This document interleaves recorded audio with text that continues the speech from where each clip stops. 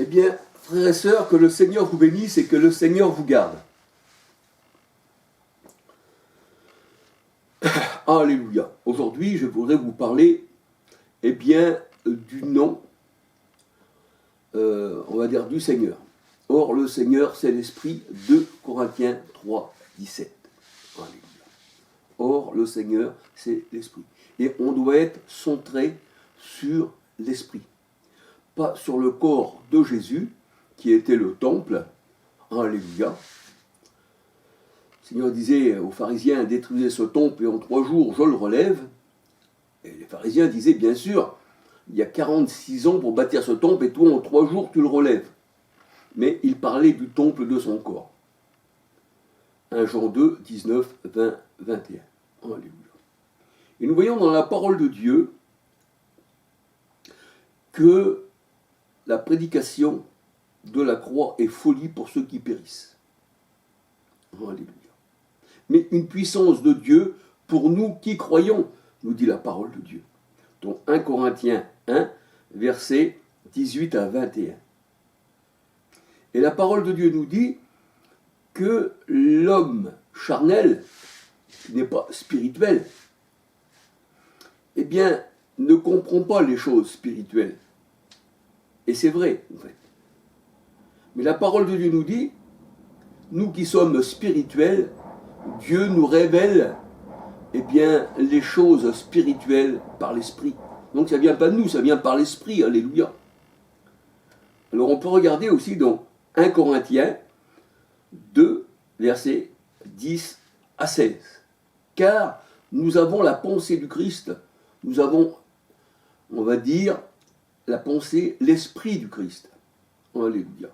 Romains 8, 9. Celui qui n'a pas l'esprit du Christ ne lui appartient pas et ne comprendra pas les choses spirituelles. Alléluia. Alors, j'aurais voulu répondre à une personne qui a laissé des commentaires sur ma chaîne, que cette personne-là soit bénie abondamment. Alléluia. Gloire au Seigneur. Alléluia. Sur ma chaîne, qui se nomme Jésus, pas Dieu, un homme. Jésus, pas Dieu, un homme. Voyez-vous? Alors, c'est vrai que s'il est qu'un homme, qu'est-ce qu'il aurait pu faire pour nous, en fait? C'est ça que j'ai voulu expliquer, et j'ai donné des détails. Mais nous savons que Dieu s'est manifesté dans la chair, 1 Timothée 3, 16, et qu'on l'a appelé, Matthieu 1, 23, Dieu avec nous. Alléluia. Alors, j'aurais voulu pas reprendre, c'est-à-dire cette personne, alléluia, qui a laissé sur ma chaîne des commentaires et qui m'ont fait beaucoup réfléchir et qui, dans cette nuit, eh bien, ça m'a travaillé et il fallait que, eh bien, je mette ceci sur, eh bien, ma chaîne et pour que vous puissiez écouter ce que le Seigneur a mis dans mon cœur. Alléluia. Et c'est très bien quand on reprend quelqu'un. Parce que si on n'est pas repris, si on n'a pas les oreilles pour écouter, eh bien, voilà, moi je trouve que c'est bien d'être repris. Parce que vous savez, le Seigneur, il parle tantôt d'une manière et tantôt d'une autre. Et on n'y prend pas garde. Alléluia. Alors on va se laisser guider en fait. Alléluia.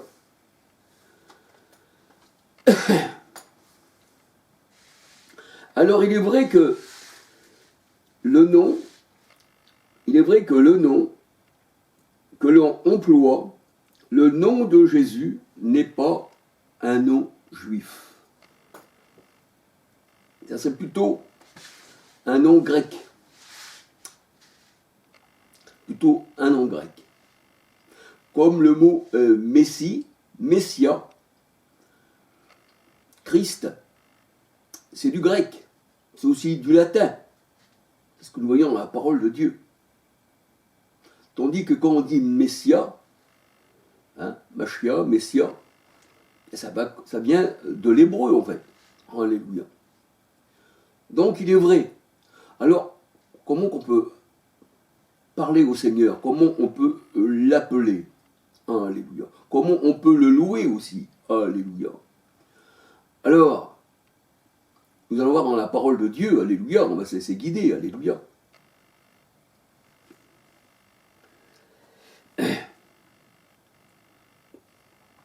Nous savons que qu'on a mis le Seigneur en croix et on a mis un écriteau au-dessus de sa tête, et sur cet écriteau, eh bien, qui c'est qui l'a écrit?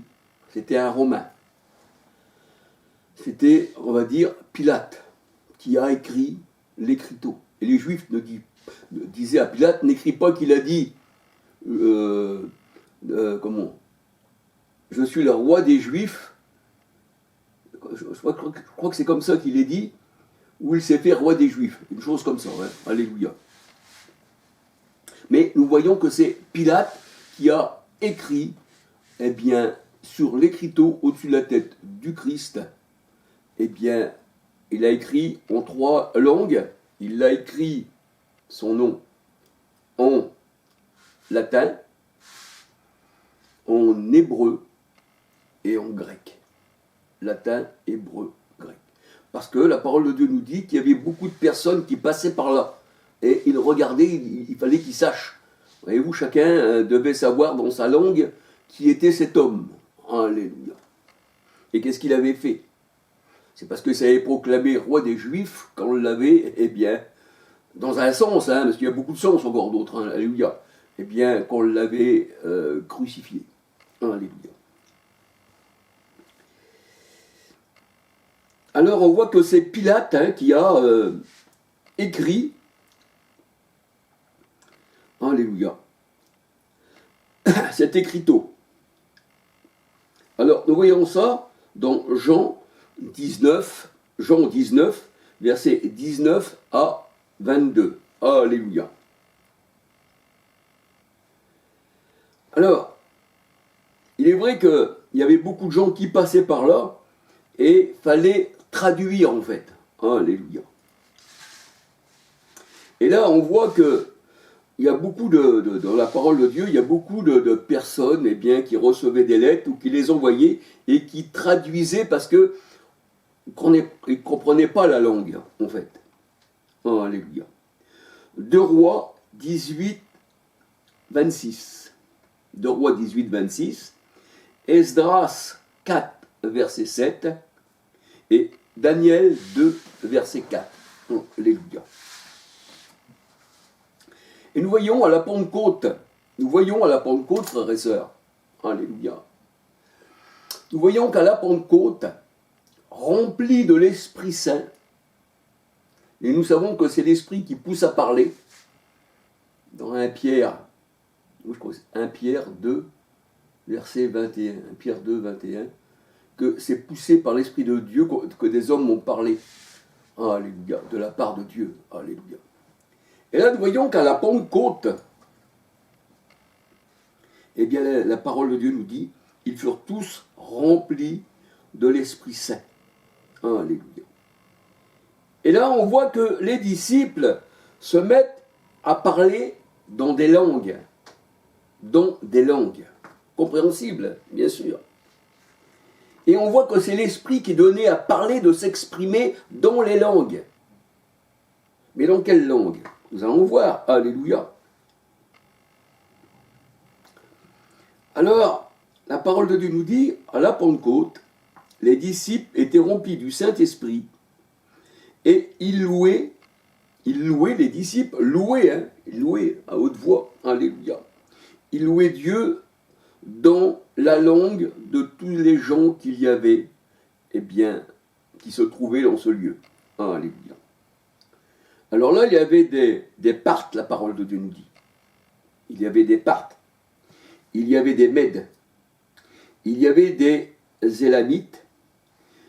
Ceux qui habitent la Mésopotamie, la Judée, la Cappadoce, le Pont, l'Asie, la Phrygie, la Pamphylie, l'Égypte, le territoire de la Libye, voisine de Cyrène, ceux qui sont venus de Rome, des Juifs, des prosélytes, des Crétois, des Arabes, Et ils se dirent, ces gens-là, qui entendaient les disciples louer Dieu dans leur propre langue, ils se dirent, mais comment les entendons-nous parler dans notre propre langue? Comment les entendons-nous parler, louer Dieu dans nos propres langues? Les merveilles de Dieu ont été dites par les disciples à ceux qui se trouvaient là, eh bien, dans la langue de ceux qui étaient, eh bien, en train d'écouter les disciples parler, et ils croyaient qu'ils étaient remplis de vin doux. Et là, on voit que Pierre, dans Acte 2, si on lit tout Acte 2, on voit que Pierre se lève et dit « Non, ils ne sont pas remplis de vin doux, au contraire. Ils sont remplis de l'esprit, parce que la parole de Dieu, elle dit « Dans les derniers temps, dit Pierre, je répondrai de mon esprit sur toute chair, sur mes serviteurs et mes servantes. Et quiconque invoquera le nom, on va dire, du Machia, du Messie, sera sauvé. Alléluia. Et vous recevrez le Saint-Esprit, le don du Saint-Esprit. » Acte 2, 38. Et l'Esprit fut répandu à la Pentecôte. C'est là que les disciples sont devenus, on va dire, des messies. On va voir ce que ça veut dire, le mot messie. C'est là que les disciples sont devenus des messies. Si tu n'as pas l'Esprit du Christ, Romains 8, 9, tu n'es pas un messie. Dans un sens, je vais reprendre ce mot, tu n'es pas un Christ, tu n'es pas un oint, tu n'as pas reçu l'Esprit. Alléluia. Tu n'as pas reçu l'huile. Alléluia. Tu n'as pas reçu le vent de l'Esprit. Alléluia. Alléluia. Alors, voyons voir.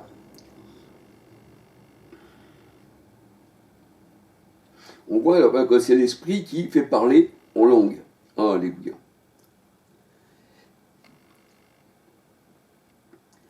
Alors, on peut regarder dans Acte 2, verset 4. Que c'est l'Esprit qui poussait à la Pentecôte les disciples à parler. Alléluia. Acte 2, verset 4. Acte 2, verset 3, 4, 5 à 17. Alléluia. Alors, on voit qu'ici que le parler en langue, des langues, ce n'est pas un charabia, ce n'est pas une poule, ce n'est pas un cochon. Il y a beaucoup de personnes qui disent, moi je parle en langue, et puis ils font quoi. Alors l'autre vont parler, ou choum, vous voyez, des noms comme ça. Et ça, quand je fréquentais, moi, avant que j'appartienne au Seigneur, les quelques réunions des évangélistes, eh bien, je voyais parler comme ça, puis se rouler à terre. Alors Dieu est un Dieu d'ordre, Dieu n'est pas un Dieu de désordre, en fait. Et le parler en langue, eh bien, si vous voulez, on pourra encore en parler. Bien que j'en ai parlé, mais on pourra en parler et plus détaillé. Alléluia. Alors, le nom véritable du Seigneur, c'est Messia. Alors, en latin et en grec ancien, Christos, oint, alléluia. En grec ancien, Christos, et en latin, Christus. Alléluia.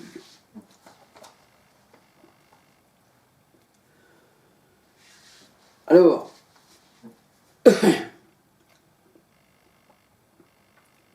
on voit que dans Jean 1, verset 41, là, nous avons trouvé le Messie, le Messia.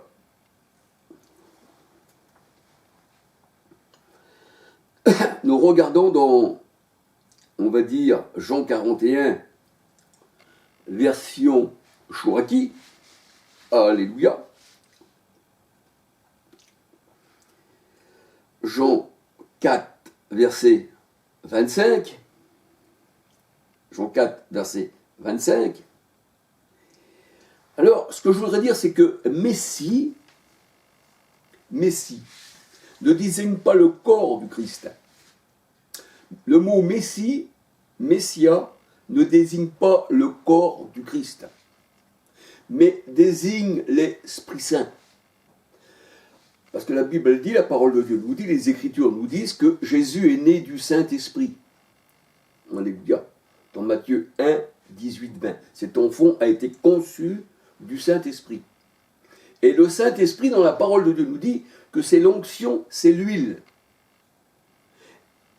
Et que ce Fils, alléluia, eh bien, a reçu une onction supérieure, la parole de Dieu nous dit, à ses frères. Donc une onction supérieure, ça veut dire que le Christ, il est la tête. Hein, je dis le Christ là. Le Christ, il est la tête, hein, le Messia, il est la tête de l'Église. Colossiens 2, 18. Oh, alléluia. Vous savez, c'est dur de se débarrasser des mots comme ça. Voyez-vous, je fais mon nécessaire, mais voilà. Parce que moi, je veux parler selon on va dire, l'original, en fait. Alléluia. Hein, dans la langue où les Hébreux appelaient le Seigneur. Alléluia. Mais chacun les entendait parler dans leur propre langue. Et nous voyons qu'en diverses langues, eh bien, chacun donne sa version, voyez-vous, de sa langue, du Messia. Hein, c'est comme les Arabes, ils disent, eh bien, Issa. Voyez-vous, en arabe, on dit Issa. Issa. Voilà. Alors, Issa, eh bien, ça désigne Sinna Issa. Alléluia. Vous voyez, c'est Issa. D'autres en grec, ils vont peut-être l'appeler d'un autre nom, comme on les entendait chacun parler dans leur langue. Hein, ils parlaient, les disciples, dans la langue de chacun. Alléluia.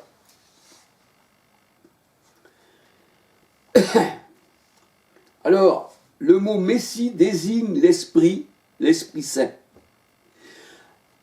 Le mot Messie désigne le Seigneur. 2 Corinthiens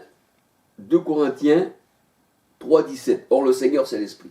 Et le Seigneur, c'est l'onction. Et quand on dit que Jésus est le Messie, pardon, encore Jésus, voyez-vous, que Yahshua est le Messie, eh bien, Acte 10, 38 nous dit qu'il a reçu l'onction, il a reçu l'Esprit Saint.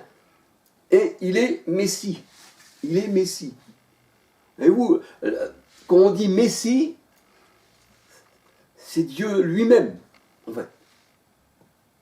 Quand on dit que nous sommes aussi des Messies, 1 Chronique 16, 22, qu'on est des ouins, eh bien, ça veut dire que Dieu est en nous aussi. C'est pour ça que la parole de Dieu, elle dit, ne savez-vous pas que vous êtes le temple du Dieu vivant. Alléluia. Pas des dieux, hein, du Dieu vivant.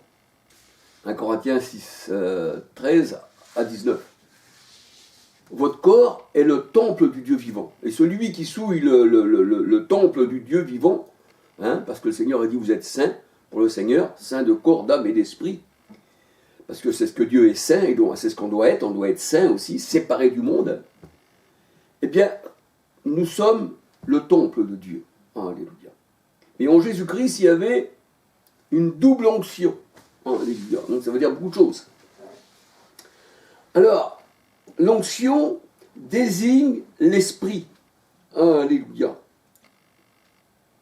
Acte 10, versets 38-39. Alors, on peut dire dans la version Chouraki, hein, Ésaïe 61, versets 1, 2, 3. Chouraki parle, lui, du souffle. Du souffle. Et le souffle, c'est la vie. Le souffle, c'est Dieu lui-même. Quand Dieu te donne le souffle, tu deviens un vent. Jean 3, versets 3 à 8. Quand Dieu te donne le souffle, tu deviens un vent. Et le vent souffle où il veut. Alléluia. Ainsi en est de tout homme qui est né du souffle de l'esprit. Alléluia. Nous sommes des vents. D'ailleurs, le Seigneur, il vient sur les ailes du vent. Et il a fait de ses serviteurs des vents. Alléluia. Alors, Chouraki, lui, il parle du souffle. Ésaïe 61, versets 1, 2, 3. Alors, le souffle, l'esprit, Matthieu 1, 18, 20, eh bien, c'est le Père. Matthieu 1, 18, 20. Alléluia. Job 33, verset 4. Et Jésus, le Père était en lui. Vous voyez, je dis encore Jésus. C'est très difficile. Jean 14, 10. Le Père est en moi, disait le Seigneur. Alléluia. Donc, le Père était en lui. Alléluia. Et il vivait par le Père. Jean 6, 57.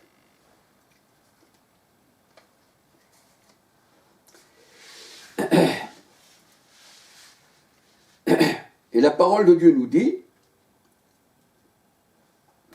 que quand le Père est en lui, donc Jésus aussi est rempli du souffle en fait, et il pouvait souffler sur ses disciples. Jean 20, 22, et il disait, recevez l'Esprit Saint, donc l'onction, pour que vous soyez des messies. Alléluia. Et c'est un don, l'onction. C'est l'Esprit Saint. Acte 2, verset 38. Nous savons qu'il demeure en nous par l'onction. 1 Jean 4, 13. 1 Corinthiens 12, 13. Nous sommes tous abreuvés et baptisés d'une seule onction, c'est-à-dire de l'Esprit. Alléluia. Et la parole de Dieu nous dit que l'onction nous enseigne toutes choses. Jean 14, 26. 1 Jean 2, verset 20, 27. Alléluia. Donc, l'onction, c'est le souffle, c'est Dieu lui-même. Messie veut dire Dieu, l'onction, être loin de Dieu, l'onction. Alléluia. Ô Dieu, ton Dieu t'a oint. Alléluia. Et là, on voit que